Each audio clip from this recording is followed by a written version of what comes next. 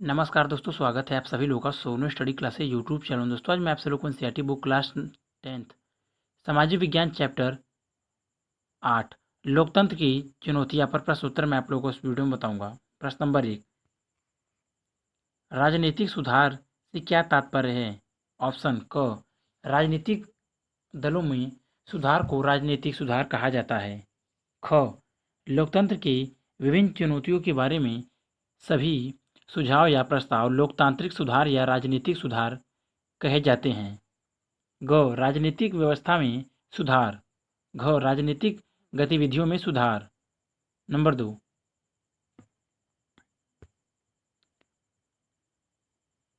इसका सही आंसर है ख, लोकतंत्र की विभिन्न चुनौतियों के बारे में सभी सुझाव या प्रस्ताव लोकतांत्रिक सुधार या राजनीतिक सुधार कहे जाते हैं। प्रश्न नंबर 2, लोकतंत्र की परिभाषा या अर्थ बताएं। ऑप्शन नंबर क, लोकतंत्र शासन का वह स्वरूप है जिसमें लोग अपने शासकों को चुनाव करते हैं। ख, लोकतंत्र संसदीय शासन प्रणाली का दूसरा रूप है। ग, लोकतंत्र विभिन्न प्रकार चुनौतियों का सामना करता है। घ, अफसरशाही के माध्यम से चलाया जाने वाला शासन लोकतंत्र कहलाता है। इसका सही आंसर है क, लोकतंत्र शासन का वह स्वरूप है जिसमें लोग अपने शासकों का चुनाव करते हैं। प्रश्न नंबर 3, एक अच्छे लोकतंत्र को किस प्रकार परिभाषित किया जाता है? ऑप्शन क, एक अच्छे लोकतंत्र में शासन को जनता चुने और जनता की भावनाओं और आकांक्षाओं के अनुरूप शासक काम करे। ख, अच्छे प्रशासक और अच्छे प्रशासनिक तंत्र अच्छे लोकतंत्र के गुण हैं। ग, शासन में जनता की भागीदारी ही अच्छे लोकतंत्र के गुण हैं। घ, जनता को अधिकार से अधिक अधिकार मिलना ही अच्छे लोकतंत्र की विशेषता है। इसका सही आंसर है क, एक अच्छे लोकतंत्र में शासक को जनता चुने और जनता की भावनाओं और आकांक्षाओं के अनुरूप शासक काम करे। प्रश्न नंबर 4, लोकतांत्रिक सुधारों को किस प्रकार लागू किया जा सकता है? ऑप्शन क, लोकतांत्रिक सुधारों को कानून और विभिन्न नीतियों या फार्मूलों से लागू किया जा सकता है। ख, लोकतांत्रिक सुधारों को प्रशासनिक तंत्र द्वारा लागू किया जा सकता है। ग, लोकतांत्रिक सुधारों को योजना आयोग के माध्यम से लागू किया जा सकता है। घ, लोकतांत्रिक सुधारों को प्रधानमंत्री कार्यालय द्वारा लागू किया जा सकता है। इसका सही आंसर है क, लोकतांत्रिक सुधारों को कानून और विभिन्न नीतियों या फार्मूलों से लागू किया जा सकता है। प्रश्न नंबर 5, दुनिया के कितने भागों में लोकतांत्रिक शासन नहीं है? ऑप्शन क, लगभग आधे भागों में। ख, लगभग एक तिहाई भागों में। ग, लगभग एक चौथाई भागों में। घ, लगभग दो तिहाई भागों में। इसका सही आंसर है ग, लगभग एक चौथाई भागों में। प्रश्न नंबर 6, चुनौती किसे कहते हैं? ऑप्शन क, विभिन्न प्रकार का संघर्ष। ख, विभिन्न तरह की मुश्किलें। ग, लोकतांत्रिक अवस्था। घ, उपरोक्त सभी। इसका सही आंसर है ख, विभिन्न तरह की मुश्किलें। प्रश्न नंबर 7, विस्तार की चुनौती से आप क्या समझते हैं? ऑप्शन क, लोकतांत्रिक शासन के बुनियादी सिद्धांतों को सभी इलाकों, सभी सामाजिक समूहों और विभिन्न संस्थाओं में लागू करना। ख, स्थानीय संस्कारों को अधिक अधिकार संपन्न बनाना। ग, महिलाओं और अल्पसंख्यक समूहों की उचित भागीदारी सुनिश्चित करना। घ, उपरोक्त सभी। इसका सही आंसर है घ, उपरोक्त सभी। प्रश्न नंबर 8, लोकतंत्र की एक चुनौती का उल्लेख करें। क, भ्रष्ट प्रशासनिक व्यवस्था की चुनौती। ख, बुनियादी आधार बनाने की चुनौती जैसे सेना का नियंत्रण समाप्त करना। ग, समस्याओं से छुटकारा पाना। घ, आर्थिक असमानता को दूर करने की चुनौती। इसका सही आंसर है ख, बुनियादी आधार बनाने की चुनौती जैसे सेना का नियंत्रण समाप्त करना। प्रश्न नंबर 9, लोकतंत्र के विस्तार की चुनौती का एक उदाहरण है। ऑप्शन क, महिलाओं और अल्पसंख्यकों की भागीदारी सुनिश्चित करना। ख स्थानीय निकाय शासक को अधिक शक्ति प्रदान करना। ग पंचायती राज्य व्यवस्था को मजबूत करना। घ दलितों और अनुसूचित जनजातियों की भागीदारी सुनिश्चित करना। इसका सही आंसर है क महिलाओं और अल्पसंख्यकों की भागीदारी सुनिश्चित करना। प्रश्न नंबर 10 लोकतंत्र को मजबूत करने की चुनौती का एक उदाहरण दें। ऑप्शन क संस्थाओं की कार्यपद्धति को सुधारना। ख राजनीतिक दल में सुधार लाना। ग सत्ता का विकेंद्रीकरण करना। घ उपरोक्त सभी। इसका सही आंसर है क संस्थाओं की कार्यपद्धति को सुधारना। प्रश्न नंबर 11 इसमें मौजूद गैर लोकतांत्रिक शासन व्यवस्था को गिराने, सत्ता पर सेना के नियंत्रण को समाप्त करने और एक संप्रभुता तथा कारीगर शासन व्यवस्था को स्थापित करने की चुनौती है। क विस्तार की चुनौती। ख लोकतंत्र को मजबूत बनाने की चुनौती। ग बुनियादी आधार बनाने की चुनौती। घ उपरोक्त सभी। इसका सही आंसर है ग बुनियादी आधार बनाने की चुनौती। प्रश्न नंबर 12 निम्नलिखित में से कौन सी चुनौती हर लोकतंत्र के सामने किसी रूप में है। क विस्तार की चुनौती। ख लोकतंत्र को मजबूत बनाने की चुनौती। ग बुनियादी आधार बनाने की चुनौती। घ उपरोक्त में से कोई नहीं। इसका सही आंसर है ख लोकतंत्र को मजबूत बनाने की चुनौती। उत्तर अति लघु उत्तरीय प्रश्न very short answer type question. प्रश्न नंबर 1 धर्म निरपेक्षता से क्या तात्पर्य है। उत्तर राज्य का अपना कोई धर्म न तो तथा राज्य में रहने वाले व्यक्ति स्वेच्छ से कोई भी धर्म अपना सके तथा राज्य धर्म के आधार पर नागरिकों में भेदभाव न करे तो यह स्थिति धर्मनिरपेक्षता कहलाती है। प्रश्न नंबर 2 लोकतांत्रिक व्यवस्था क्या है।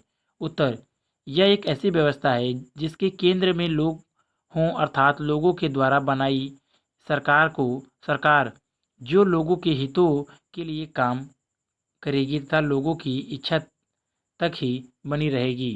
प्रश्न नंबर 3 निरक्षरता का क्या अर्थ है। उत्तर वह स्थिति जिसमें लोगों को अक्षरों का ज्ञान न हो अर्थात वह पढ़े लिखे न हो निरक्षरता कहलाती है। प्रश्न नंबर 4 राजनीतिक सुधार से क्या तात्पर्य है। उत्तर लोकतंत्र की विभिन्न चुनौतियों के बारे में सभी सुझाव या प्रस्ताव राजनीतिक सुधार कहे जाते हैं। प्रश्न नंबर 5 लोकतांत्रिक सुधारों को किस प्रकार लागू किया जा सकता है। उत्तर लोकतांत्रिक सुधारों को कानूनों और विभिन्न नीतियों या फॉर्मूलों से लागू किया जा सकता है। प्रश्न नंबर 6 एक अच्छे लोकतंत्र को किस प्रकार परिभाषित किया जा सकता है। उत्तर जनता शासक को चुने और शासक जनता की भावनाओं और आकांक्षाओं के अनुरूप काम करे। प्रश्न नंबर 7 विस्तार की चुनौती से आप क्या समझते हैं। उत्तर विस्तार की चुनौती से तात्पर्य लोकतांत्रिक शासन के बुनियादी सिद्धांतों को सभी इलाकों सभी सामाजिक समूहों और विभिन्न संस्थाओं में लागू करना है। प्रश्न नंबर 8 नए और सावधानी से बनाए गए कानूनों के क्या लाभ होते हैं।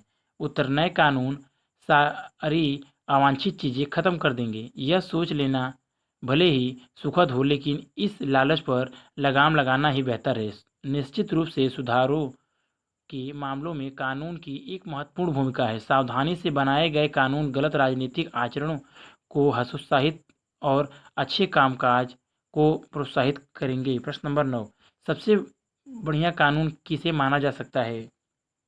उत्तर सबसे बढ़िया कानून वह होते हैं जो लोगों को लोकतांत्रिक सुधार करने की ताकत देते हैं। सूचना का अधिकार कानून लोगों को जानकार बनाने और लोकतंत्र के रखवाले के तौर पर सक्रिय करने का इच्छा उदाहरण है। ऐसा कानून भ्रष्टाचार पर रोक लगाने तथा कठोर दंड का प्रावधान करने वाले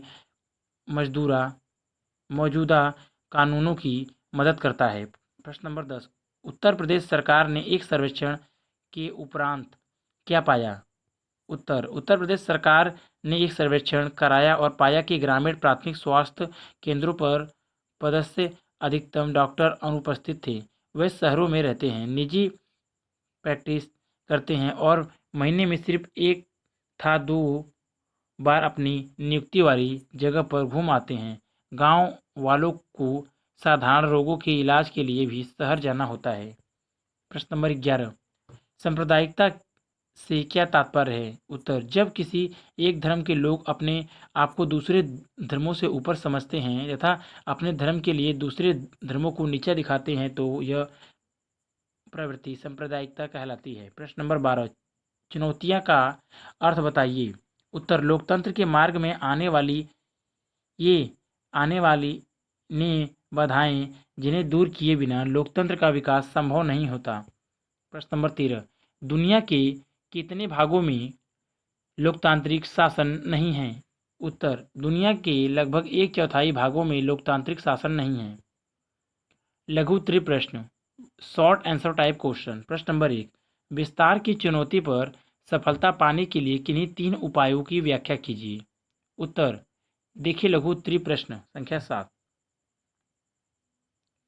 प्रश्न नंबर 2, विधिक संवैधानिक बदलावों को लाने मात्र से ही लोकतंत्र की चुनौतियों का हल नहीं किया जा सकता। उदाहरण सहित इस कथन की न्याय संगत पुष्टि कीजिए। उत्तर, कानून बनाकर राजनीतिक को सुधारने की बात सोचना बहुत लुभावना लग सकता है। नए कानून सारी अवांछित चीज़ें खत्म कर देंगे, यह सोच लेना भले ही सुखद हो, लेकिन इस लालच पर लगाम लगाना ही बेहतर है। निश्चित रूप से सुधारों के मामले में कानून की एक महत्वपूर्ण भूमिका है। सावधानी से बनाए गए कानून गलत राजनीतिक आचरणों को हतोत्साहित और अच्छे कामकाज को प्रोत्साहित करेंगे, पर विविक संवैधानिक बदलावों को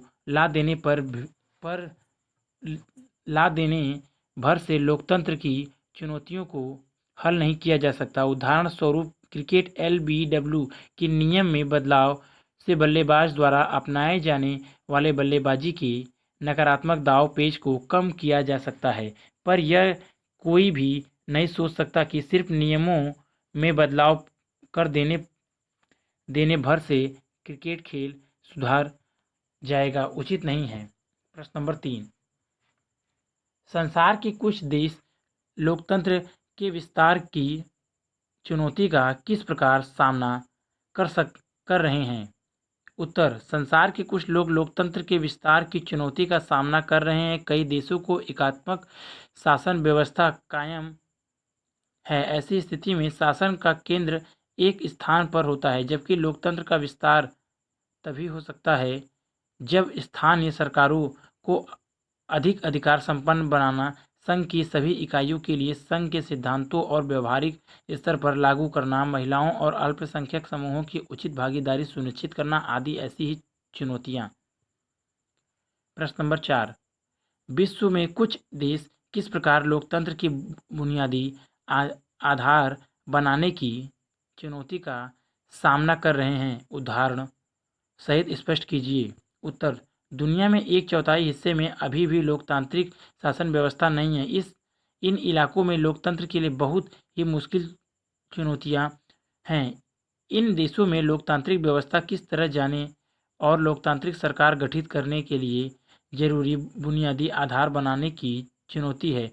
इनमें मौजूदा गैर लोकतांत्रिक शासन व्यवस्था को गिराने, सत्ता पर सेना के नियंत्रण को समाप्त करने और एक संप्रभुता तथा कारगर शासन व्यवस्था को स्थापित करने की चुनौती है। प्रश्न नंबर 5, लोकतंत्र की पुनः परिभाषा में किन किन तत्वों को जोड़ा गया?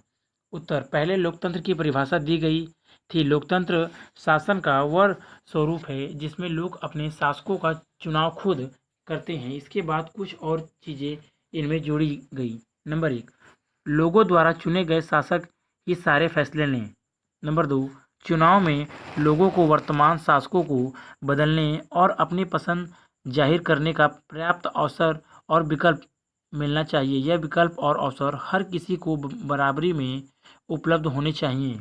नंबर 3, विकल्प चुनने के इस तरीके से ऐसी सरकार का गठन होना चाहिए जो संविधान के बुनियादी नियमों और नागरिकों के अधिकारों को मानते हुए काम करे। प्रश्न नंबर 6, किस प्रकार के कानून राजनीति में सफल होते हैं? उत्तर, राजनीतिक कार्यकर्ता को अच्छे काम करने के लिए बढ़ावा देने वाले या लाभ पहुंचाने वाले कानूनों के सफल होने की संभावना ज़्यादा होती है। सबसे बढ़िया कानून वह हैं जो लोगों को लोकतांत्रिक सुधार करने की ताकत देते हैं। सूचना का अधिकार कानून लोगों को जानकर बनाने और लोकतंत्र के रखवाले के तौर पर सक्रिय करने को अच्छा उदाहरण है। ऐसा कानून भ्रष्टाचार पर अंकुश लगाता है और भ्रष्टाचार पर रोक लगाने तथा कठोर दंड लागू करने वाले मौजूदा कानूनों की मदद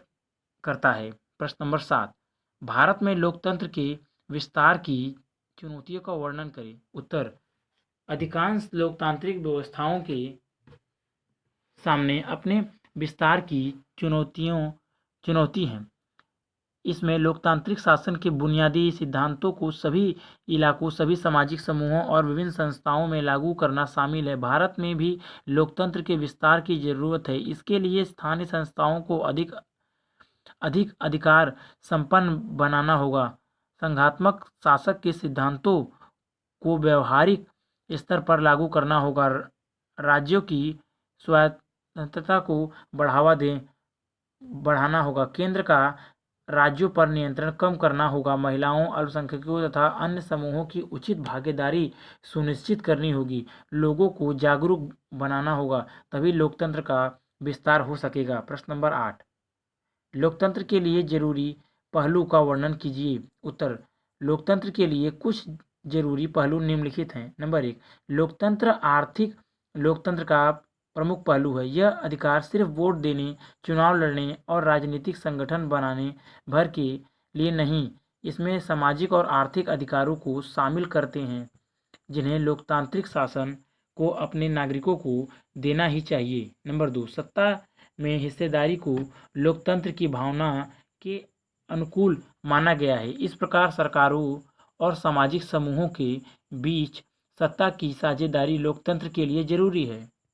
नंबर 3, लोकतंत्र बहुमत की तानाशाही या क्रूर शासन व्यवस्था नहीं हो सकता और अल्पसंख्यक आवाज़ों का आदर करना लोकतंत्र के लिए बहुत जरूरी है। नंबर 4, समाज में विद्यमान हर प्रकार के भेदभाव को मिटाना लोकतांत्रिक व्यवस्था का महत्वपूर्ण काम है। नंबर 5, लोकतांत्रिक व्यवस्था में हमें कुछ न्यूनतम नतीजों की उम्मीद तो करनी ही चाहिए। नंबर 4, दीर्घ उत्तरी प्रश्न, लॉन्ग आंसर टाइप क्वेश्चन। प्रश्न नंबर 1, लोकतंत्र के प्रमुख सम्मुख प्रमुख चुनौतियों का वर्णन करें। उत्तर, अलग अलग देश के सामने अलग अलग तरह की चुनौतियां होती हैं। 3 प्रमुख चुनौतियां निम्नलिखित हैं। नंबर 1, दुनिया के जिन देशों में अभी भी लोकतांत्रिक शासन व्यवस्था नहीं है, इन इलाकों में लोकतांत्रिक व्यवस्था की तरफ जाने का लोकतांत्रिक सरकार गठित करने के लिए जरूरी बुनियादी आधार बनाने की चुनौती है। इसमें मौजूदा गैर लोकतांत्रिक शासन व्यवस्था को गिराने, सत्ता पर सेना के नियंत्रण को समाप्त करने और एक संप्रभुता और कारगर शासन व्यवस्था को स्थापित करने की चुनौती है। नंबर 2, अधिकांश स्थापित लोकतांत्रिक व्यवस्थाओं के सामने अपने विस्तार की चुनौती है। इनमें लोकतांत्रिक शासन के बुनियादी सिद्धांतों को सभी इलाकों, सभी सामाजिक समूहों और विभिन्न संस्थाओं में लागू करना शामिल है। स्थानीय अधिकारों को अधिक अधिक अधिकार संपन्न बनाना, संघ की सभी इकाइयों के लिए संघ के सिद्धांतों को व्यवहारिक स्तर पर लागू करना, महिलाओं और अल्पसंख्यक समूहों की उचित भागीदारी सुनिश्चित करना आदि ऐसी ही चुनौतियां हैं। इनका यह भी मतलब है कि कम से कम चीज़ें ही लोकतांत्रिक नियंत्रण के बाहर रहनी चाहिए। भारत और दुनिया के सबसे पुराने लोकतंत्र में से एक अमेरिका जैसे देशों के सामने भी यह चुनौती है। नंबर 3, तीसरी चुनौती लोकतंत्र को मजबूत करने की है। हर लोकतांत्रिक व्यवस्था के सामने किसी न किसी रूप में यह चुनौती रहती है कि इसमें लोकतांत्रिक व्यवस्थाओं और व्यवहारों को मजबूत बनाना शामिल है। यह काम इस तरह से होना चाहिए कि लोग लोकतंत्र से जुड़े अपनी उम्मीदों और पूरा कर सकें, लेकिन अलग अलग समाजों में आम आदमी की लोकतंत्र में अलग अलग तरह की अपेक्षा होती है, इसलिए यह चुनौती दुनिया के अलग अलग हिस्सों में अलग अलग अर्थ और अलग अलग स्वरूप ले लेती है। सरपेच में कहे तो इसका मतलब स्थानों की कार्य पद्धति को सुधारना और मजबूत करना होता है ताकि लोगों की भागीदारी और नियंत्रण में वृद्धि हो। इसके लिए फैसला लेने की प्रक्रिया पर अमीर और प्रभावशाली लोगों के नियंत्रण और प्रभाव को कम करने की जरूरत होती है। प्रश्न नंबर 2, एक अच्छे लोकतंत्र की परिभाषा दीजिए, इसकी प्रमुख विशेषताएं बताइए। उत्तर, लोकतंत्र शासन को वह स्वरूप है जिसमें लोग अपने शासकों का स्वयं चुनाव करते हैं। यह शासक संविधान के बुनियादी नियमों और नागरिकों के अधिकारों को मानते हुए कानून बनाते हैं। चुनाव में लोगों को शासकों को बदलने और अपनी पसंद जाहिर करने का पर्याप्त अवसर और विकल्प मिलता है। यह अवसर सबको समान रूप से मिलते हैं। लोकतांत्रिक शासन की मुख्य विशेषताएं। नंबर 1, लोकतांत्रिक शासन की अंतिम सत्ता जनता के हाथों में होती है। जनता अपने शासकों का चुनाव करती है और जब चाहे तब उन्हें उनके पद से हटा सकती है। नंबर 2, लोकतांत्रिक शासन में सरकार जनता के प्रति उत्तरदायी होती है, इसलिए वह संविधान के नियमों तथा जनता के हितों को ध्यान में रखकर कानून बनाती है। नंबर 3, लोकतांत्रिक देशों में लोगों को वोट डालने, चुनाव लड़ने और सामाजिक संगठन बनाने के अतिरिक्त विभिन्न सामाजिक और आर्थिक अधिकार भी प्राप्त होते हैं। नंबर 4, लोकतांत्रिक शासन समाज में विद्यमान मतभेदों का शांतिपूर्ण तरीके से निपटारा कर सकता है। लोकतंत्र विभिन्न सामाजिक टकरावों को कम करने की कोशिश करता है। नंबर 5, लोकतंत्र में नागरिकों को सरकार की गलत नीतियों की आलोचना करने का पूरा अधिकार होता है। नंबर 6, लोकतंत्र देश के बहुसंख्यक समुदाय के साथ साथ अल्पसंख्यक समुदाय के हितों की भी रक्षा करता है। नंबर 7, एक अच्छा लोकतांत्रिक शासन वह होगा जिसमें अधिक से अधिक जनता अधिक से अधिक भागीदारी दिखाए, सरकारी मसलों पर जनता अपनी राय दे। यदि जनता राजनीतिक रूप से शिक्षित होगी तो वह लोकतंत्र में भागीदारी कर सकेगी, जो एक अच्छे लोकतंत्र की प्रमुख विशेषताएं हैं। नंबर 8, अच्छे लोकतंत्र के लिए स्वतंत्र और निष्पक्ष चुनाव कराए जाने चाहिए जिससे सही प्रतिनिधि चुनकर सरकार में आ सके। नंबर 9, लोकतांत्रिक देश में जनता को राजनीति समानता प्राप्त होती है। कोई भी व्यक्ति सरकार में जा सकता है और राजनीतिक दल का निर्माण कर सकता है। प्रश्न नंबर 10, एक लोकतांत्रिक देश में सरकार विभिन्न प्रकार की असमानताओं को कम करने की कोशिश करती है। इस प्रकार एक अच्छे लोकतंत्र की कई विशेषताएं हैं। जहां यह सभी विशेषताएं होती हैं वहां लोकतंत्र को सफल होने से कोई नहीं रोक सकता।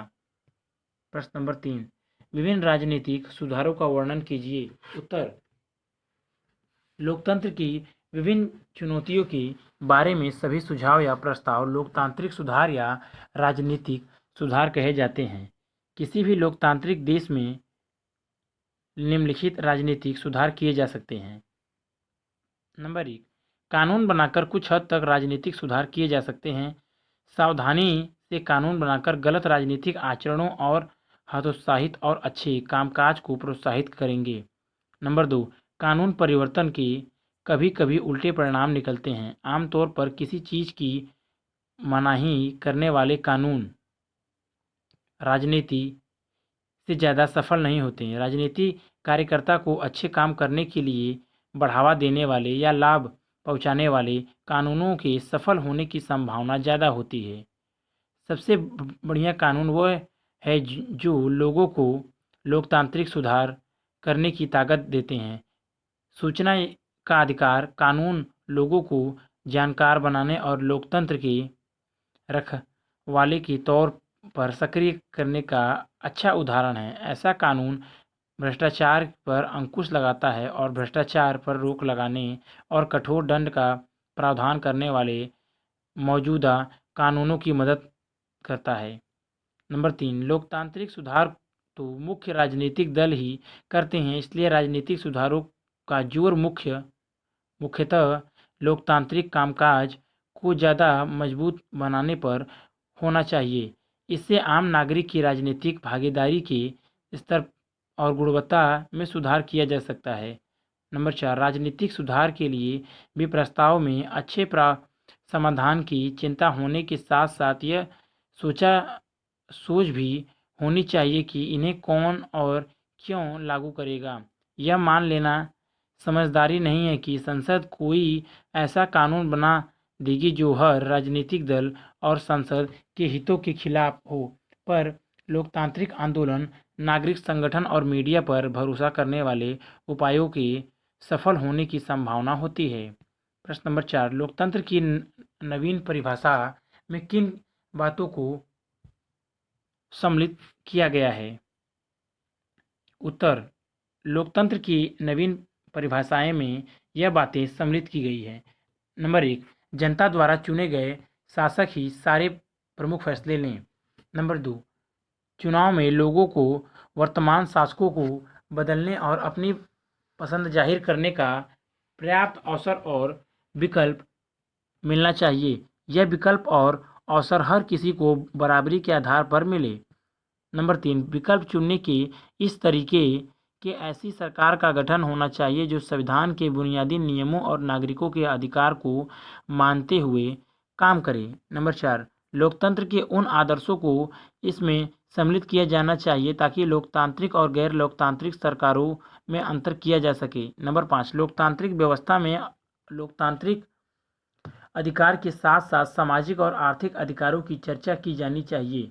नंबर 6, लोकतांत्रिक व्यवस्था में सामाजिक समूहों के बीच सत्ता की साझेदारी हो। नंबर 7, लोकतंत्र में अल्पसंख्यकों की आवाज़ का भी आदर होना चाहिए। नंबर 8, हर प्रकार के भेदभाव को नष्ट करना चाहिए। नंबर 9, लोकतांत्रिक व्यवस्था में हमें कुछ न कुछ परिणाम अवश्य प्राप्त करने के प्रयास करने चाहिए, स्वयं करें। नंबर 1, भारतीय लोकतंत्र के समक्ष आने वाली चुनौतियों का वर्णन करें। नंबर 2, लोकतांत्रिक व्यवस्था में राजनीतिक सुधार कैसे किया जा सकते हैं। नंबर 3, कानून बनाकर राजनीतिक सुधार करना कहाँ तक सही है। नंबर 4, लोकतंत्र की परिभाषा दें। नंबर 5, एक अच्छे लोकतंत्र की विशेषता बताइए। नंबर 6, चुनौतियों के उन 3 प्रमुख का उल्लेख करें जिनका सामना विश्व के अधिकांश लोकतंत्र कर रहे हैं। नंबर 7, म्यांमार लोकतांत्रिक व्यवस्था की ओर जाने के लिए बुनियादी आधार बनाने की चुनौती का सामना किस प्रकार कर रहा है, व्याख्या करें। नंबर 8, कुछ दिशा निर्देशों की चर्चा करें जिन्हें भारत में राजनीतिक सुधारों के लिए तरीका और जरिया ढूंढते समय अपने ध्यान में रखा जा सकता है। नंबर 9, लोकतांत्रिक सुधारों से क्या तात्पर्य है। अगर वीडियो अच्छी लगी तो वीडियो को लाइक करें, शेयर करें, कमेंट करें और नेक्स्ट वीडियो के लिए चैनल को सब्सक्राइब जरूर करें। Thank you for watching.